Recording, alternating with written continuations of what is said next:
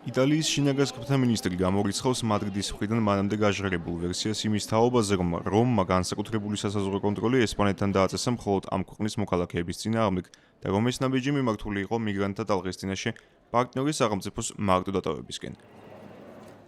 მატეო პიანტედოზის თქმით, გადაწყვეტილება შენგენის რეჟიმის დროებით შეჩერებასთან დაკავშირებით მხოლოდ ეროვნული უსაფრთხოებისა და სახელმწიფო საზღვრების დაცვის მოტივით იყო მიღებული.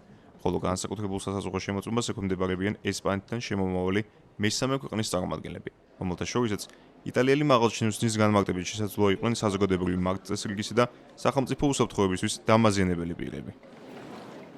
გაზიარებულმა ინფორმაციამ გამოკვეთა შიდა უსაფრთხოების კუთხით მაღალი რისკის მქონე პროფილების არსებობა, რომლებიც დაკავშირებულია მესამე ქვეყნების მოქალაქეების ევროპის საერთო სივრცეში შესაძლო უკონტროლო და უეცარ გადაადგილებასთან. ამასთან დაკავშირებით არ გამოირიცხება ტერორისტული ელემენტების მიგრაციულ ნაკადებში მოხვედრის პოტენციური საფრთხე. სხვადასხვა წყარო მიუთითებს, რომ მაროკოს ზოგიერთი ტერიტორია, მათ შორის სეუტასთან მდებარე რეგიონი ისტორიულად წარმოადგენდა ჯიჰადისტური დაჯგუფებების მხრიდან რეკრუტირებისა და რადიკალიზაციის ადგილს. შესაბამისად, ეს გარემოება გათვალისწინებული უნდა იყოს. აღნიშნული ვითარების განსაკუთრებული ხასიათიდან გამომდინარე, შიდა უსაფრთხოების დაცვის მიზნით საჭირო გახდა მთავრობის დაუყოვნებლივი ჩარევა. ღონისძიებები მიზანმიმართულად გამოიყენება მხოლოდ ეროვნული უსაფრთხოებისთვის რისკების თავიდან აცილების მიზნით. ეს ზომები გულისხმობს მხოლოდ მესამე ქვეყნების, ანუ არაევროპული ქვეყნების მოქალაქეების შემოწმებას, რომლებიც ესპანეთიდან შემოდიან, რათა დადგინდეს მათი ევროკავშირში შესვლის კანონიერება. სურს კიდევ ერთხელ გაუსვა ხაზი იმას, რომ ჩვენი გადაწყვეტილება შიდა საჰაერო და საზღვაო საზღვრებზე სასაზღვრო კონტროლის დროებით აღდგენის შესახებ არ ყოფილა მიმართული ესპანეთის ან რომელიმე სხვა პარტნიორი ქვეყნის წინააღმდეგ.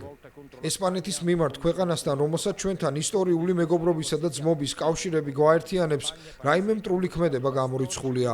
სინამდვილეში ეს იყო პრევენციული და ორგანიზაციული გადაწყვეტილება, რომლის მიზანს წარმოადგენდა ეროვნული უსაფრთხოების დაცვა და კონტროლის მთელი ევროპული სისტემის მდგრადობის უზრუნველყოფა ძლიერი ზეწოლის პირობებში, როგორც ეს არაერთ სხვა შემთხვევაში მომხდარა.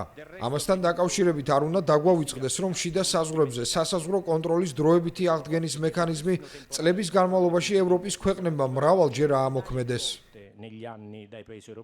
იტალიის პრემიერ-მინისტრმა ჯორჯა მელონიმ არალეგალურ მიგრაციასთან ბრძოლა საკუთარი გუნდის ერთ-ერთ ძირითად პრიორიტეტად აქცია და ცდილობს ამ ხაზს გაყვეს ხელისუფლებაში ყოფნის დროიდან.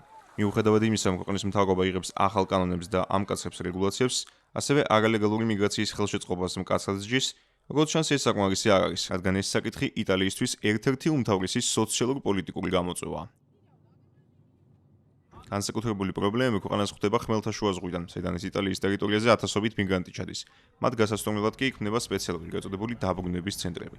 ბოლოს ამოქმედებული ზომაც და ესპანეთთან შენგენის რეჟიმის შეჩერებაც გამოწვეულია სეუტაში ივლისის ბოლოს განვითარებული მოვლენებით, რადგანაც მაროკოდან მადრიდის მიერ კონტროლირებად ტერიტორიაზე დღე-ღამეში 80,000 მიგრანტმა შეძლო გადასვლა. მათი დიდი ნაწილი ესპანეთის მთავრობამ უკან გააბრუნა. მადრიდმა რომის გაწყვეტილება გააკრიტიკა და მას არამეგობრული უწოდა, თუმცა იტალიური მხარე აცხადებს, რომ ეს ღონისძიებები სრულად შეესაბამება ევროპულ კანონმდებლობას. საპასუხოდ ესპანეთმა განაცხადა, რომ 8 აგვისტოდან 7 სექტემბრამდე იტალიიდან ქვეყანაში ჩასული პირებისთვის სასაზღვრო კონტროლს შემოიღებს. პარალელურად ევროკავშირის მიგრაციის საკითხებზე მომუშავე ექსპერტთა ჯგუფი სეუტაში ჩავიდა ვითარების შესაფასებლად, მას შემდეგ რაც გავრცელდა ინფორმაცია 15 აგვისტოს არალეგალი მიგრანტების მიერ საზღვრის გარღვევის შესაძლო ახალი მცდელობის შესახებ. ბრიუსელში ხაზს უსვამენ, რომ პრიორიტეტად კვლავ რჩება გარე საზღვრების მუდმივი დაცვა. საგულისხმოა, რომ ამ ინფორმაციის მოპოვება გაცილებით გაჭირდებოდა, რომ არა ევროკავშირის თანამშრომლობა სხვადასხვა ონლაინ პლატფორმასთან. ციფრული დაზვერვის მიმართულებით მომუშავე კომპანია Golden Owl-მა, რომელიც დაკავშირებულია ალიკანტეს უნივერსიტეტთან, სოციალური ქსელები გაანალიზა და გამოავლინა ორგანიზებული ონლაინ ოპერაცია, რომელიც საზღვრის გარღვევისკენ მოწოდებების უკან დგას.